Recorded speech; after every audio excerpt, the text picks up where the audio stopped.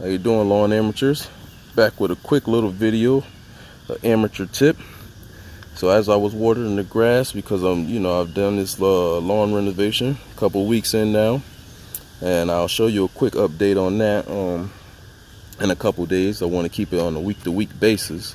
But as I was watering this grass, I discovered I'm looking that my edge part of the lawn is not maintaining water, it's not maintaining moisture. And some of the grass was growing in like spotty, or some it just wasn't growing in at all. As you can see over here, it's growing in real nice, but then around it, this whole part around it, it's not no grass or very light. Like you see a few strands here and a few little patches there, but this part here is dry.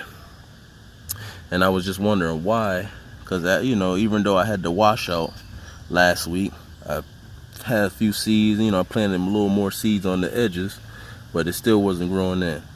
And so I got my shovel, I started digging around a little bit, and I discovered the problem. Here's your problem. These rocks right here will stunt the growth of your grass.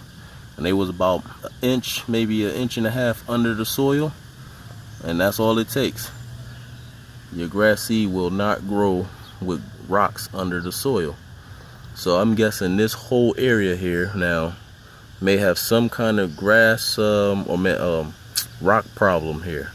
So now I'm curious. I'm gonna end up taking up my shovel and turning this whole area around to see if I can find any more rocks.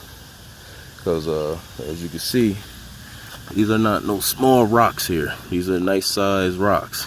This one. And all it takes is just for it to be an inch, maybe an inch and a half under your soil, and boom, you won't have no moisture or no grass growing. So now, as you can see, I have enough rocks to make stone soup now. That was a whack joke, but as you can see, that's my problem. So just wanted to share a quick little update with you guys.